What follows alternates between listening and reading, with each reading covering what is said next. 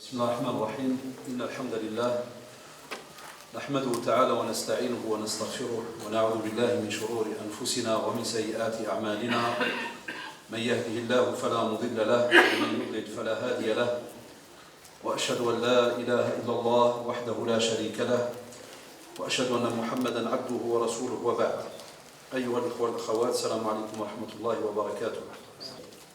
Le rappel est toujours très très important. وذكر إن نفعت الذكرى, spécialement de nos jours. وذكر, comme l'a dit Allah subhanahu wa ta'ala. Le rappel. Donc ne vous faites jamais entre guillemets avoir par des fois certains qui vont vous dire ah c'est sur quoi? Non, c'est sur la prière, mais c'est connu. C'est sur quoi? Sur ceci, ah c'est connu. Là, toute la religion, lorsque tu la mets en pratique, toute ta vie c'est des rappels. Et puis on a d'autres actes d'adoration qui se peut que, écoutez-moi bien, vous allez devoir les mettre en pratique toute votre vie, mais à partir d'une certaine date que seul Allah subhanahu wa ta'ala connaît. Comme par exemple le mariage. Le mariage, il n'y a personne ici d'entre nous qui sait lorsqu'il a 8, 9, 10 ou 15 ans, ah je vais me marier le 22 juin. Personne. En général, voilà, au fur et à mesure des années, soit certains se sentent prêts, soit d'autres pas, et ainsi de suite, et on avance d'année en année. Mais, subhanallah, le mariage est parmi les sujets que l'on est censé traiter avec nos enfants lorsqu'ils arrivent à l'âge de l'adolescence. C'est incroyable ce que je dis là, parce que vous allez voir, les générations changent.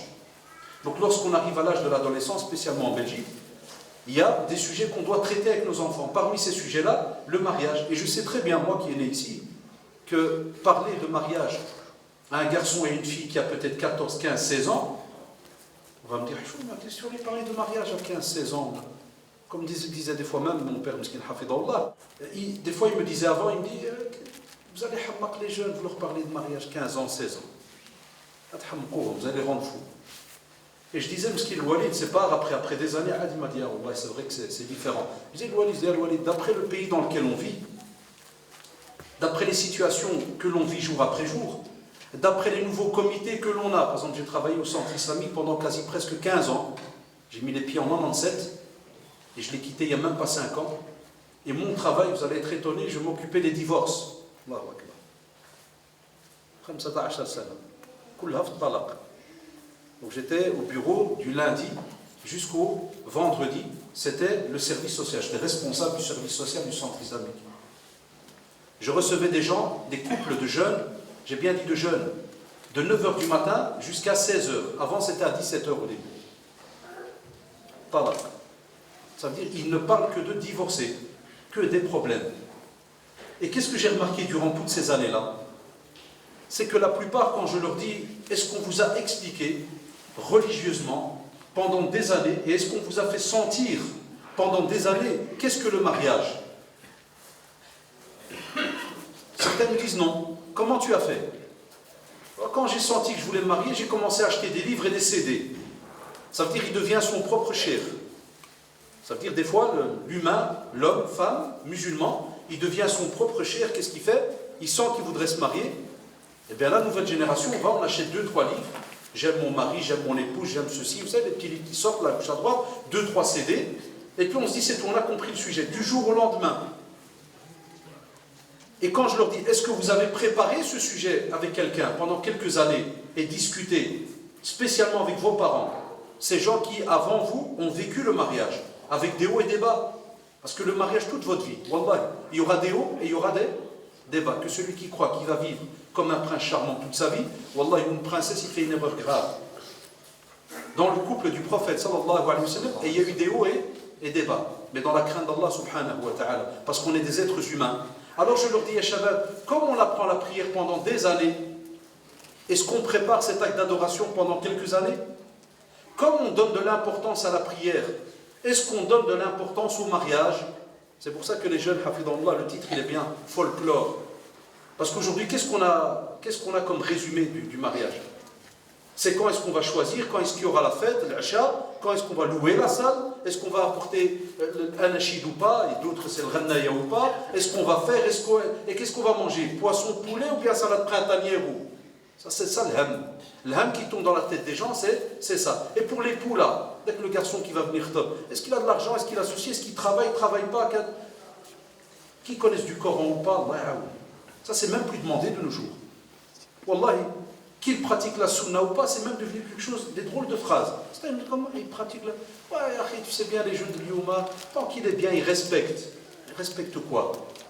J'oublierai jamais, Had Mashaykh, il nous disait quand on faisait des formations dans ce domaine, il dit si quelqu'un, écoutez bien cette phrase, il dit si quelqu'un ne respecte pas les limites imposées par Allah subhanahu wa ta'ala, va-t-il les respecter dans sa vie de couple? Si quelqu'un ne respecte pas Allah subhanahu wa ta'ala, va-t-il respecter son épouse ou son époux? Simple question à vous poser. Si toi, ya Abdallah, ya Amatallah, tu ne respectes pas ce que Allah subhanahu wa ta'ala t'a demandé de faire durant ta vie, vas-tu respecter l'être humain? Tu n'as pas peur d'Allah subhanahu wa ta'ala. Et tu vas avoir peur de l'humain? Impossible. C'est ce qu'on vit aujourd'hui. Alors comme ça se préparait, Shabab, je voulais vous montrer quelques points qui sont peut-être un peu, de nos jours, entre guillemets, tordus, peuvent paraître difficiles. On dit, tiens, c'est compliqué ces points-là. Mais en vérité, c'est une réalité durant notre vie. Premier mot, l'objectif. Pourquoi tu veux te marier? Est-ce que, chacun d'entre nous il a la même définition du mariage dans sa tête? Est-ce que chacun d'entre nous a compris l'importance de l'acte d'adoration? C'est-à-dire, on s'est assis toute une période, on a commencé donc à bouquiner et à voir et à aller écouter. Est-ce que chacun d'entre nous prend déjà sa vie de musulman au sérieux? Parce que si tu es quelqu'un qui ne prend pas ta vie au sérieux, tu ne pourras pas prendre la vie de l'autre au sérieux. Parce que quand tu te maries, on est à 2, et après quelques temps, on est à 3, 4, 5, comme il a dit, donc j'ai 5 enfants, hafidallah, et qu'Allah protège tous vos enfants à vous aussi. Donc tu ne vis pas tout seul, toi et une femme, non. Il y a des enfants qui vont se rajouter. Donc est-ce que déjà toi, tu prends au sérieux ta vie? Tout ce que je vous dis maintenant, c'est ce que vous êtes censés, vous êtes des ambassadeurs. Vous êtes des douas, ceux qui viennent aux conférences, ils sont censés aussi rappeler ça à leurs amis à l'extérieur qui ne viennent pas, ceux qui ne sont pas habitués à venir aux conférences. Vous devez leur dire ce genre de remarques. Ça serait bien qu'après la conférence, Inch'Allah, plus tard, un jour, le comité des jeunes, il invite de nouveau les jeunes, ils peuvent projeter la conférence et l'arrêter toutes les phrases. Tiens, ce qu'il vient de dire là, qu'est-ce que vous en pensez? Maintenant, je donnais 36 infos, on ne peut pas les garder tous en tête. Mais il faudrait après faire un petit travail comme ça, avec les jeunes ici à la mosquée, et reprojeter la conférence, et tiens, qu'est-ce que vous pensez par rapport à cela? Donc j'ai dit, après le sérieux là, par rapport à ta vie de musulman, j'ai mis, est-ce que, après cette rencontre d'aujourd'hui, est-ce que tu vas voir et concevoir le mariage de la même manière que tu le concevais avant de venir écouter cette petite conférence d'1 heure? De nouveau, si machallah ça te touche un peu, tu te dis, tiens, c'est vrai. Je suis venu aujourd'hui parce qu'il y a Haddash qui vient. Il ne serait pas venu, Allah, je serais venu dans cette mosquée. Ça, c'est déjà une musiba. Ça veut dire que tu ne fonctionnes religieusement que d'après ce qu'ils appellent nos jeunes, là, avec les fans, là, comme on les appelle, d'après Flan ou Allan, qui vient aujourd'hui. Si c'est un tel, ah ben là on vient. Si c'est pas un tel, on ne vient pas. Donc, comment est-ce que tu fonctionnes par rapport à cela? Est-ce que tu vas plus tard dans ta vie de couple faire certaines choses parce qu'il y a un tel ou un tel? Ou bien tu vas les faire parce qu'Allah subhanahu wa ta'ala t'a demandé de le faire? Comme maintenant la venue ici à la mosquée. Est-ce que tu es venu parce que tu sais que c'est une obligation en tant que musulman de venir mettre les pieds à la mosquée? Ou bien parce que c'est un tel qui est là et ceci et cela? On a plein de questions à se poser. Mais pour le mariage, la même chose. Aussi, est-ce que tu comprends que plus tard, pour ce mariage, tu vas avoir des lourdes responsabilités sur le dos et que tu vas être questionné le jour du jugement dernier? Parce que c'est une ibada. Tu sais, quand tu marches dans un parc et que tu commences à sautiller, imaginez l'exemple, il est un peu... Hein, tu sautilles, tu marches et tu sautes. Est-ce que quelqu'un va venir te dire, cher frère, sautille pas parce qu'il y a un hadith qui dit? Non. Sautille, c'est du sport, vas-y, fais des petits sauts. Mais pour le mariage, est-ce que tu vas le mettre dans la même, subhanallah, dans la même balance que l'exemple que je viens de te donner? La plupart vont dire, non, le mariage, et dans la réalité, est-ce qu'il n'y en a pas qui sautent dans le mariage, qui s'abusent, qui, une fois on met en pratique un devoir, le lendemain on ne met plus, une fois parce qu'on est énervé, une fois parce qu'il n'y a pas d'argent, alors on change de caractère, une fois parce qu'il y a des primes qui entrent, alors on devient heureux, et madame aussi est heureuse, vous verrez, la vie de couple, subhanallah, c'est incroyable, c'est une machine, c'est pas quelque chose de simple. Donc on te dit aussi, est-ce que toi-même, tu serais capable de conseiller quelqu'un pour le mariage, plus tard, en te disant, avec ce que j'ai entendu, si j'ai une copine à moi qui est déjà, ou un copain à moi qui est déjà prêt à se marier et qui viendrait me demander qu'est-ce que tu penses du mariage, avec ce que tu vas entendre en résumé aujourd'hui, est-ce que tu serais prêt à lui dire ouais, vas-y, stop, sans rien lui dire d'autre? Ou bien tu vas lui dire non, stop, c'est une ibada, c'est ceci, c'est cela, et on va avancer. Et pour terminer, est-ce que tu es de ceux qui vont être capables d'aller étudier un tout petit peu la jurisprudence du mariage, la jurisprudence du divorce. Ah, c'est étonnant. À certains élèves, des fois, ils me disent, mais monsieur, parler de la jurisprudence du divorce et parler de la jurisprudence du mariage. Et le divorce, il faut mieux pas y penser. Non, je donne un simple exemple. Notre jeunesse aujourd'hui, quelle est la différence entre certains couples de jeunes aujourd'hui et cette grosse différence avec le couple qu'on appelle nous, nos parents, ce que les jeunes appellent les vieux? Pourquoi nos parents te lisent des fois quasi 40, 45, 50 ans mariés, et que quand tu demandes au père, tu lui dis, est-ce qu'une fois tu as sorti de ta bouche, maintenant vous allez le comprendre, une fois tu as sorti de ta bouche, à ma mère, rahimallah, je te divorce. Je peux dire, jamais. Est-ce que vous êtes jamais, vous êtes jamais énervé? Si, plein de fois, mais tu n'as jamais sorti le mot. Et des fois même nos parents, certains, pas tous, certains qui ne connaissent pas beaucoup la religion, ils ont même des fois des hadiths baïf en tête ou des choses, au Kada, il va dire non, parce qu'on a entendu, et que c'est quelque chose de grave, donc il est au courant qu'il n'ose pas, aujourd'hui nos jeunes, qui ont entre guillemets des fois, 10 fois plus de science que nos parents, entre guillemets. Avec tout ce qu'ils lisent, tout ce qu'ils voient, et l'internet, qu'est-ce qu'ils connaissent sur le mot je te divorce? À l'aise? Moi, j'ai eu au bureau des jeunes qui sont mariés, l'acte que l'on fait à la maison en septembre, écoutez bien, en septembre. Et ils ont la grande fête, souvent, soit au Maroc au mois de juillet, soit en juin avant de partir. Et puis souvent, ils prennent leur congé juillet, ils partent soit la Turquie, soit. Ça, c'est un peu le topo ces dernières années. Wallahi, pendant cette année-là, il a divorcé sa femme 5 fois. Il ne connaît même pas la jurisprudence, il n'est pas au courant.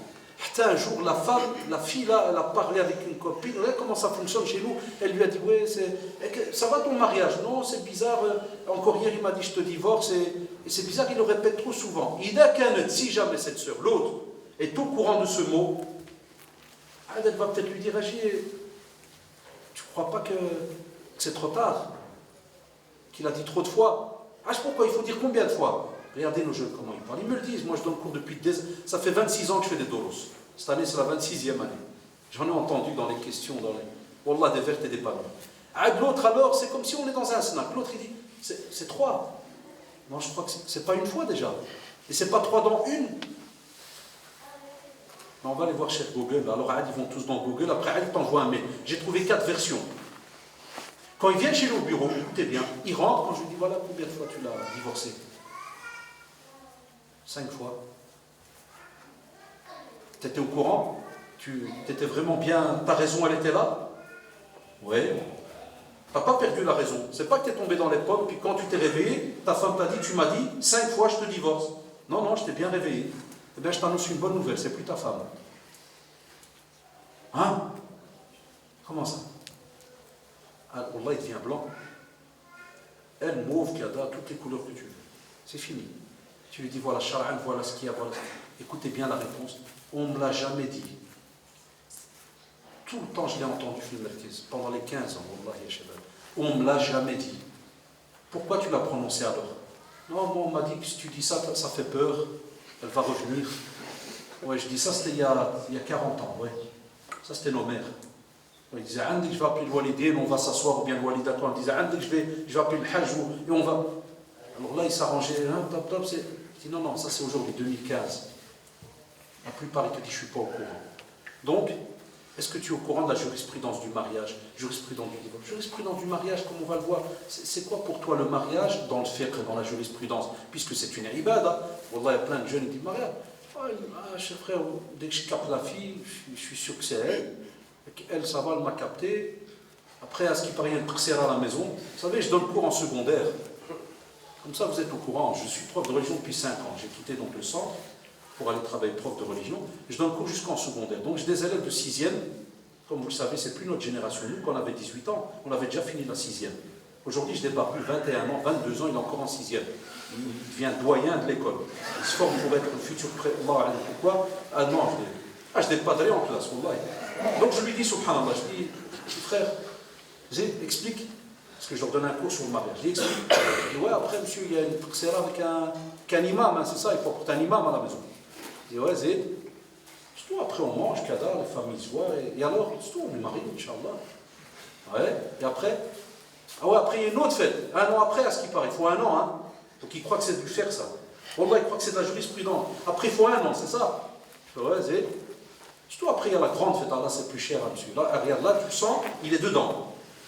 Pas quand il t'a parlé du mot mariage, où tu sens que, mashallah, il parle d'une ibada, où il commence à suer. Parce que c'est une ibada, c'est un mithaq ghalib. Allah subhanahu wa ta'ala est témoin du mariage. Allahu Akbar, c'est le premier témoin, après les deux témoins qu'il y a. Donc dès que tu dis mot mariage, tu dois avoir peur en vérité. Plaisir parce que, mashallah, on va vivre ensemble, mais à la base, wallahi, tu dois avoir peur, c'est une mas'ouliya. C'est pas un tashrif, c'est un taklif. C'est pas une fierté, c'est une responsabilité. Et puis tu dis, ouais, après, il y a la grande fête, ouais, puis ils rigolent tous dans la classe, ouais, c'est cher, hein, monsieur, j'ai entendu, hein, 10 000, la salle, là, ouais, c'est cher. Et après, ouais, après, je dis, la soirée, là, ouais, ben la soirée, voilà, les hommes, ils mangent d'un côté, les femmes, ça c'est quand ils comprennent plus ou moins le haram, ouais, les hommes, ils mangent d'un côté, les femmes d'un côté, et puis après, on va chercher madame, et comment, ouais, ben c'est bien, monsieur, on va drainer les voitures, tout, ah, je dis, le cortège, là, ouais, monsieur, c'est bien, c'est un grand jour, ouais. Et après, on rentre à la maison, monsieur. Et quand c'est à la maison, qu'est-ce qu'il y a? Ah, monsieur, c'est bien, c'est tout à la maison. Hein. Ça, j'aime bien chez les jeunes d'aujourd'hui. C'est bien. Moi, je dis, c'est pas bien. C'est bien. C'est bien. Ouais, ben on est à la maison, monsieur. C'est tout. Après, c'est la vie, hein, monsieur. Il faut travailler, manger, et tout. C'est tout. Pourquoi? Il y a autre chose, monsieur? Ah, il y a autre chose. Voilà la conception du mariage chez beaucoup d'entre nous. Ce rappel, il est même pour ceux qui sont mariés. Voilà. Tout ce que je viens de dire maintenant, même ceux qui sont mariés, ils doivent se rappeler. Et se dire, Allahu Akbar, je suis marié. Est-ce que j'ai compris que c'est une vraie ibada, au sens propre du terme? Est-ce que si je devais mourir ce soir, est-ce que je serais capable de répondre à Allah subhanahu wa ta'ala par rapport à ma vie de couple, homme et femme? Parce que c'est les deux qui sont responsables. Aussi, ya shabab, Allah subhanahu wa ta'ala a parlé du mariage. Elle est dans Surat al-Rum. Il n'arrête pas de le rappeler. Surat les Romains. Allah subhanahu wa ta'ala dit wa min ayatihi, regarde, wa min ayatihi, il y a un pronom là, ayatihi, pronom personnel qui remonte à Allah subhanahu wa ta'ala. C'est un des signes d'Allah subhanahu wa ta'ala. An khalaqa lakum min anfusikum azwajan.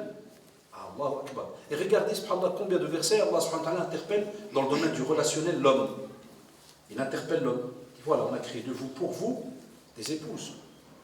An khalaqa lakum min anfusikum azwajan litaskunu ilayha. Voilà pourquoi on dit à nos jeunes, vivez avec le Coran, car le Coran, Allah, il vous rappelle beaucoup de principes et comment est-ce que vous devez fonctionner durant votre vie, dans tous les domaines. Litaskunu, de nouveau, il y a un drôle de mot, sakan. Je rappelle, il y a un frère qui a des papiers pour les questions. N'hésitez pas à lever la main ceux qui veulent un papier, parce que c'est d'après les papiers que vous allez déposer, je donne du temps pour les questions. Vous ne déposez rien, moi je parle, hein. Puis dès que c'est l'heure, je pars. Donc au plus vous les déposez tôt, au plus je peux vous donner du temps pour répondre à vos questions. Donc, litaskunu, il y a le mot sakan. Allahu Akbar, Allah subhanahu wa ta'ala. Regardez, d'abord, le relationnel avec Allah subhanahu wa ta'ala, début du verset, comme on l'a dit. Et puis on passe subhanallah au relationnel entre toi et cette personne. Quelle est? Regardez, le Coran, c'est comme s'il te résume. C'est pour ça que la sunna, elle est là, pour donner plus de détails par rapport au Coran. Et voilà pourquoi nous, à sunna, on n'est pas des Qur'aniyoun comme on voit certains jeunes aujourd'hui. Je vois sur Facebook, ils m'envoient des fois des remarques. Oui, mais mon frère, ces derniers temps, avec toutes les divergences qu'il y a, vaut mieux rester rattaché au Coran, tandis que la sunna, ça devient très compliqué. Ouais, mon frère, tu pries comment en fait? Tu l'as pris ça d'où? Tu as appris à prier comment? Sors-moi un verset du Coran qui t'explique comment on prie du matin au soir, les heures, C'est une aberration, c'est une bêtise. Certains jeunes, ils se foirent à la crise derniers temps. C'est une parenthèse. Donc il te dit, litaskunu. Première approche, il te dit que cette épouse, et il dit aussi à l'épouse que l'épouse elle lit aussi ce Coran-là, eh bien, c'est le fait d'habiter, de se marier ensemble, de l'habitation, c'est pas tout simplement la maison, parce qu'il y a le mot sakina aussi dedans. Il y a un genre de repos, de sérénité, c'est-à-dire que normalement le mariage, une des finalités, comme on le verra après, c'est que tu vis, mashallah, en couple, mais d'une manière sereine. Donc impossible, ya shabab, qu'un mariage aujourd'hui soit ce qu'on appelle une relation de adab, de torture, de châtiment, de problème, d'insulte, de rabais. Impossible. Parce que si tu es sunni, si tu es quelqu'un aussi qui lit le Coran, tu le vois, litaskunu. C'est-à-dire que tu vas, subhanallah, être quelqu'un qui va travailler dehors. Tiens, le mari, on va prendre l'exemple le plus simple. Tu es dehors, tu travailles toute la journée. Subhanallah, ton plaisir à toi, c'est quoi? Dès que tu termines ta journée de travail, tu retournes à ton sakan. Et subhanallah, le sakan, il est justement là pour t'apaiser. Mais on va plus loin dans ce verset, c'est que l'épouse devient un sakan. C'est-à-dire l'homme, il va vers son épouse pour normalement vivre apaisé. Litaskuno, dans d'autres versions, on va trouver, et on va remarquer qu'il y a un sakan. Pour l'un, il y a un sakan pour l'autre. L'un est un sakan pour l'autre. Subhanallah. Et vice-versa, hommes et femmes. Et puis il termine, il te parle du comportement. Le milieu, là, c'est comme si c'est aujourd'hui avec les termes qu'on emploie, comme si c'est de la psychologie, là, pour te dire à quoi il servirait, entre guillemets, ce mariage. Ah, c'est une certaine sérénité, c'est un apaisement. Là, il va parler justement de ce fameux comportement qu'on est censé avoir dans la vie de couple. Mais incroyable. Je le répète depuis des années. Kalamullah, c'est incroyable. Il n'a pas dit وَجَعَلَ بَيْنَكُمْ مَوَدَّةً وَمَحَبَّةً ou bien مَحَبَّةً وَرَحْمَةً. Non, les termes, ils sont très très importants. Hatta chez nous, en tant que musulmans, la langue arabe, elle est très très riche. Et le mot mahabba, amour, 36 définitions. Ibrahim, il était quoi dans le Coran? Il était Khalilou ar-Rahman alayhi salam. Ibrahim alayhi salam, il est Khalilou ar-Rahman, aimé par Allah subhanahu wa ta'ala, mais un amour très très élevé par rapport à d'autres personnes. Est-ce que les prophètes avaient le même niveau auprès d'Allah subhanahu wa ta'ala? Là, et on le voit dans le Coran. Donc les termes ont leur choix, leur importance incroyable. Il a dit mawadda. Certains l'ont traduit par bonté. Parce qu'ils ont dit que le mahabba, le mot amour, ça peut, subhanallah, être mis en pratique vis-à-vis de beaucoup de choses. Aujourd'hui, il y a des jeunes, qu'Allah me pardonne et ils le savent, il y a des jeunes, vous avez testé à la maison, prends un jeune qui vient d'acheter un iPhone 6. Prends ce gars-là et fais-lui une blague le matin, cache-lui son iPhone. Pourquoi vous souriez déjà? Pourquoi vous rigolez? Parce que vous savez ce que c'est. C'est fini, tu lui as enlevé la moitié de son cœur. Toute la journée, il est désespéré. On a trop le temps, t'as enlevé la moitié de son cerveau, il ne sait plus rien faire. Tu lui remets, à la seconde, son visage, comment il est. Pourquoi vous rigolez de nouveau? Parce que vous savez, Allah, une de ses joies, comme la joie que vous avez quand on vous dit c'est l'heure de Maghreb. On le voit avec les enfants, tu dis c'est le Maghreb. Ah, déjà le feu. Non. Mais si tu dis j'ai retrouvé ton téléphone, oh, comment c'était où? Même Allah, il commence à le dire. Regardez comment fonctionne les Shabbat. Regardez la réalité. Qu'est-ce qu'on a donné comme importance à certaines choses? Donc il te dit, de la bonté. Tu vas devoir la mettre en pratique pendant des années. La bonté se fabrique dans le couple. La bonté s'entretient dans le couple. Et il a rajouté rahma. Pourquoi? Rahma, c'est un drôle de mot. Rahma, de la clémence, c'est un drôle de mot. Et on retrouve des fois certaines explications dans certains machins. Il te rattache cela des traditions. Il te dit, le hadith authentique très connu, La yafriku mu'minun mu'mina. In kariha minha khuluqan radiya minha akhar. Regardez quelle belle leçon. On te dit, normalement, le croyant ne fera pas du mal à la croyante mariée. S'il déteste d'elle un comportement, il voit d'autres comportements qu'il a et ils vont normalement couvrir le mauvais petit comportement. On ne parle toujours pas de divorce. Hein. Je ne dis pas dès qu'il y a un mauvais comportement, que ce soit l'homme ou la femme. Dehors, jamais. Très compliqué avant d'arriver là. Alors, est-ce qu'on connaît ces versets? Est-ce qu'on connaît ces traditions? Est-ce qu'on les a étudiées pendant quelques années pour bien les comprendre et se dire, maintenant on est prêt à se marier? Ou bien on est toujours dans le folklore? On est toujours que dans les petites traditions et on accorde toujours beaucoup plus d'importance à la préparation du mariage côté folklore que le côté religieux. C'est la vérité à Shabbat. On est du métier, on sait ce que c'est. On est comme des médecins, on reçoit les gens tout le temps. On accorde beaucoup wallahi, d'importance à la préparation, tout ce qui est folklorique pour wallahi, le côté religieux. Et Allah subhanahu wa ta'ala termine le verset pour vous dire que Allah subhanahu wa ta'ala il sait que ce n'est pas facile. C'est lui qui nous a créés.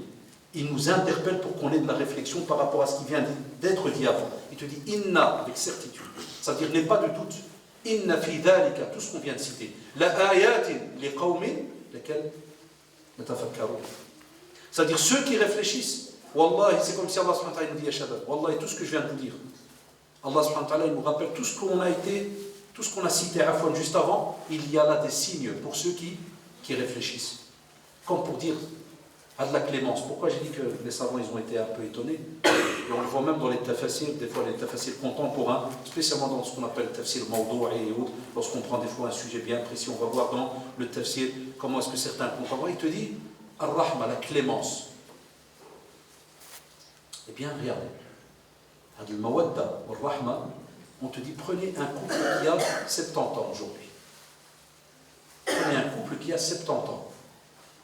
Est-ce qu'on va parler de la même mawadda quand tu as et que tu es marié à 25 ans que lorsque tu as 70? Est-ce que c'est la même bonté? On sait très bien que c'est différent. Ar-Rahma, très compliqué quand tu es encore jeune. Il y a la fougue qui est là, des fois tu es un petit nerveux, tu as de la force, il y a moyen que tu prennes une décision directe, il y a moyen même que tu sortes une parole méchante, dure. Est-ce que tu vas être rahim? Est-ce que tu vas être quelqu'un qui va apprendre ou à savoir pardonner? Dans la vie de couple, il y aura un tas de situations. Je donne un simple exemple. Vous allez voir, ceux qui sont mariés, ils savent de quoi je parle. T'imagines un jour, tu as ton épouse Mouskina, tu sais, toutes les épouses aujourd'hui, la plupart Facebook et tout, elle est jeune. Alors elle tombe sur un truc de sœur qui dit voilà, ah chère sœur, j'ai une idée de préparation de belles soirées à la maison. Je l'ai cité il y a 2 ans à peu près, je crois, à Liège. On avait fait un colloque sur le mariage, et que l'épouse, elle vient, elle prépare une belle petite table à la maison, met des petites bougies, à gauche, à droite, met des petites décorations. Tu rentres du travail toute la journée dans le froid, tu rentres, trouves 2 bougies. Imagine à peine tu rentres, tu lui fais qu'est-ce qu'il y a de télécité est parti ou là? Ni salam, ni kalam, ni... Voilà, l'être humain il est des fois dans une vague. Regardez quel métier d'être époux, épouse. C'est pas facile. Est-ce que tu vas rentrer dans quoi? Il n'y a plus d'électricité. Voilà, tu l'as déjà cassé. Tu sais, ceux qui font du street fight, là, ils savent de quoi je parle. Hein? Tu l'as déjà pété la moitié du bassin. Quand quelqu'un te donne un low kick, déjà, va te regarder. Ah voilà, tu as cassé la zé. Après, tu arrives, il faut manger. Parce qu'il y en a, elle a été voir sur Internet, avec un petit crottin de chèvre, avec une épice de casbo, je ne sais quoi, avec un petit pavé de viande. Pourquoi vous rigolez de nouveau? Ben, c'est normal, vous rigolez, c'est pourquoi? Parce qu'on n'a pas grandi avec des crottins de chèvre et des petits pavés de viande. Nous, on a grandi avec des carrés de viande. Toi, jeune, c'est juste ou pas? C'est une autre génération maintenant. Tu fais quoi? Tu la manges? Voilà, wallah, j'aime bien quand je donne ces exemples parce que les jeunes ils rigolent à la seconde, car le sourire qu'il vient de faire reflète un style de vie qu'on a déjà, on est habitué. Et je taquine avec ça comme je te dirais bien frère ou sœur. Si demain ça arrive, tu fais quoi? Tu te fâches? T'en as qu'un, tu pètes des murs. Et tu rentres, tu trouves ce crottin de chèvre. Youma, tu m'as fait le crottin de chèvre. Ni hier, ni après-demain. Aujourd'hui, tu fais quoi? On a un exemple dans la Sunna qui ne ressemble pas à ce crottin de chèvre. Encore, là au moins tu as Zwaq. On a le prophète sallallahu alayhi wa sallam qui arrive à la maison chez Aïcha et lui demande est-ce qu'il y a à manger. Qu'est-ce qu'elle lui dit? Non. Qu'est-ce qu'il dit? Je vais péter les murs. Je vais divorcer. Nisa, je suis à jeun.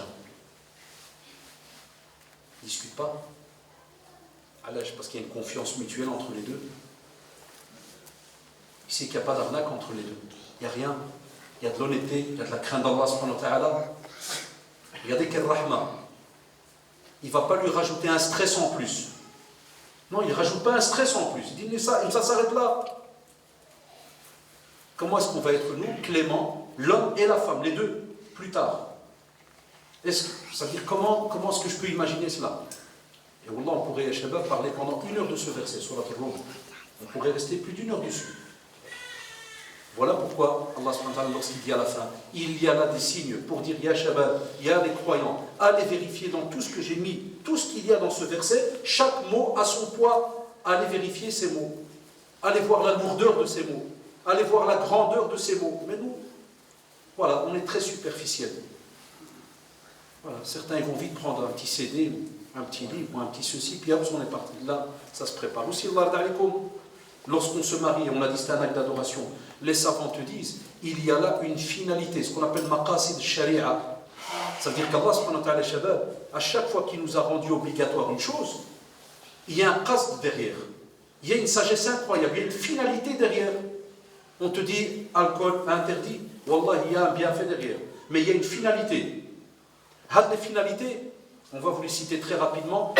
La plupart des lois que vous retrouvez, toutes ces règles que vous retrouvez dans le Coran et la Sunna sont rattachées à 5 finalités. Première, c'est préserver l'intégrité de tout ce qui est religieux. C'est-à-dire le Coran, la Sunna, tous les principes religieux. Première finalité. La deuxième finalité, préserver l'inviolabilité de la personne physique. Quand on te dit, s'il te plaît, ne sors pas avec une ou avec un. Ça ne fonctionne pas comme ça en islam. Même si on va dire que tu es un arriéré, même si on va dire que tu ne comprends rien à la vie, même s'il y a des mouvements qui vont se réveiller en disant ah, mais vous les barbuchons, vous ne connaissez rien de ceci, et vous les ceci, et vous les... Wallah que ça n'a rien à voir ni avec les barbuchons, ni avec les sans barbuchons, ni rien du tout. Ça a à voir avec celui qui nous a créés, qui est Allah subhanahu wa ta'ala. Wallah, il nous connaît le mieux.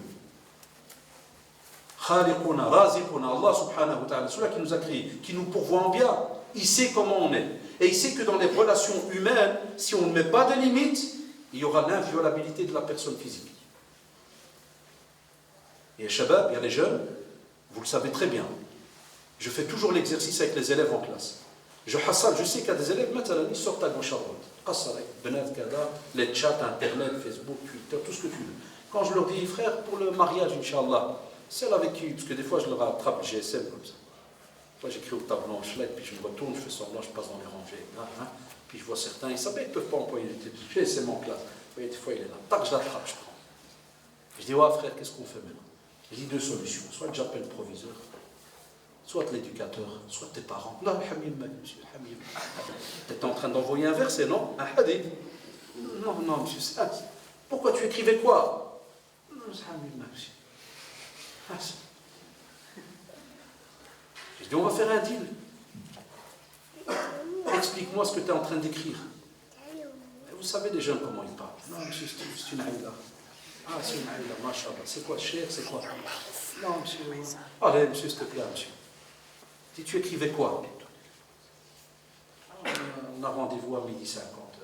On va manger ensemble. Je peux venir manger avec vous? Allez, monsieur, c'est halal, non? Pourquoi je ne peux pas venir? Je dis, moi, j'ai mieux. Il me dit quoi? Je dis, vous êtes combien à la maison? Il faut toujours des fois faire ça marche dans la da'wa. Fais le fou, ça marche. Je lui dis, frère, vous êtes combien à la maison? Ah, mon père, ma mère, il y a mes 2 sœurs, il y a mon frère. Ta sœur a quel âge? Quoi, tu demandes, quel âge a ta sœur? 18 ans, monsieur. Donne-moi son téléphone. Pourquoi? Ben, je vais manger avec elle à 12h50. Ah, monsieur, c'est toi qui fais les doros, monsieur Haddad. Ben oui, c'est bien, c'est pas un cousin, non, c'est moi. Je ne peux pas, monsieur, c'est haram. Ah, subhanallah, c'est haram pour moi, c'est halal pour toi. Comment ça? Pour ta soeur, il n'y a pas moyen, mais pour les autres sœurs, oui. Et plus tard, quand tu seras marié, écoutez bien, maintenant vous allez comprendre pourquoi je donne cet exemple. Parce que certains, ils pourraient dire, de quoi ils parlent là?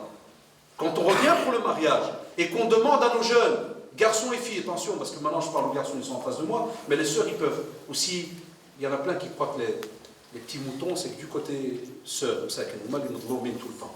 L'injustice, oh les sœurs. Non, on a des loups des 2 côtés. La chasse, elle est ouverte. Ne vous inquiétez pas. Quand je lui dis pour le mariage, tu vas te marier avec qui? Écoutez, wallahi, c'est ça que je préfère comme cours. Des cours qui sont cash. Je leur dis, tu vois, vous allez te marier avec qui? Avec la fille avec qui tu discutes, là, elle me fait, non, monsieur, non, je ne vais pas me marier avec elle. Pourquoi, frère? Monsieur, tu sais bien, de nouveau, tu sais bien. Moi, je dis, tu sais pas bien, non. Comment ça, tu sais bien? Bah, écoute, si elle est sortie avec moi, mais non, elle est capable de sortir avec un autre. Allahu Akbar. Et ouais, pour le mariage, tu cherches qui? Tu cherches une fille nichelle. Ah, tu es nichelle. Explique-moi de nichelle. C'est quoi? Vous avez compris, les jeunes? Quand on arrive à du sérieux, là, subhanallah, tout ce qu'on faisait dans le haram, on commence à avoir peur, on commence à le rejeter. C'est comme si, on le rejette pour les autres. Amma pour me marier, là, je cherche du nishan. Voilà pourquoi Allah subhanahu wa ta'ala, dans Maqasid al-Sharia, on te dit fais attention, parce que un des qasd qu'on a, une des finalités qu'on a, c'est que quand tu entends qu'il y a du halal et du haram dans les relations entre hommes et femmes, c'est Wallahi la ilaha illahu. C'est pour respecter le corps de l'autre. Jamais l'islam a rabaissé ni la femme ni l'homme. Tous ceux qui crient à gauche à droite que l'islam, soi-disant, rabaisse ou autre, wallah, c'est parce qu'ils n'ont pas étudié rien que la péninsule arabique. S'il fallait, je donne cours de Sira, la mosquée Amal chez nous, je leur donne Sira depuis avant l'arrivée du prophète jusqu'à la mort du prophète. On prend 1 an de cours. Une fois par semaine, tous les soirs, chaque soir. Je leur dis, wallahi, pour comprendre comment la femme a été mise dans un niveau tellement élevé, en ce temps-là, il y a plus de 1400 ans, aller étudier le hala. Comment étaient les Arabes, les Byzantins, les Romains, les Perses, Indiens et autres, avec la femme. Comment est-ce qu'ils fonctionnaient? Et rappelez-vous rien que le verset très connu, on enterrait les filles parce que c'était quasi une honte dans la famille s'il n'y avait que des filles. Il y avait besoin d'hommes. Pourquoi l'homme? Pour la descendance, pour pouvoir sauver son père s'il y a la guerre, pour pouvoir travailler. Et regardez Allah subhanahu wa ta'ala comment est-ce qu'il a remonté la place de chacun d'entre nous dans cette religion. Alors ya shabab, 4e point, préserver la continuité légale de la descendance. Eh bien, elle se fait via le mariage. Sinon, en islam, il est important de savoir qui est qui. Je ne veux pas dire tu es qui, je ne sais pas. Est-ce qui est ton père, je ne sais pas. D'où tu viens, je ne sais pas. Ça peut arriver. Ça peut arriver, ça existe. Mais quand tu discutes à part avec la personne, tu sens bien qu'il est triste. Wallah, il est triste. Il te dit, j'aurais aimé savoir qui est mon père. J'aurais aimé savoir qui est ma mère. Vous avez déjà vu des émissions, des gens qui cherchent pendant des années où est le père. Vous aurez pu de nouveau me dire, ya shabab, ya frère, ya monsieur Haddad, pourquoi tu nous parles de nouveau de ça? Naam, parce que celui qui s'amuse avant le mariage, il doit s'attendre à ce qu'un jour ou l'autre, il y a une personne qui va payer la facture sur terre, c'est la femme, c'est elle qui tombe enceinte. Il y a les jeunes, il y a shabab, il y a ceux qui jouent, il y a les sœurs spécialement, faites attention. Ne vous laissez jamais embobiner dans des beaux petits discours mielleux et autres. Et les frères, ne vous laissez jamais embobiner par shaitan ou bien d'autres discours. Parce que celui qui paye la facture, c'est la femme. Ça laisse des traces. Elle tombe enceinte. Et quand on était fait le Merkez, le directeur du centre, qui est parti il y a des années, que certains connaissent, hein, les anciens, wallah, des fois il pleurait. Il avait les larmes, il me dit, le taux d'avortement chez nos jeunes sœurs. Vous ne pouvez pas imaginer. Wallah, il a dit, combien je recevais au bureau chaque fois. Ça m'a en cachette, comment on fait pour avorter? Est-ce que c'est halal ou haram?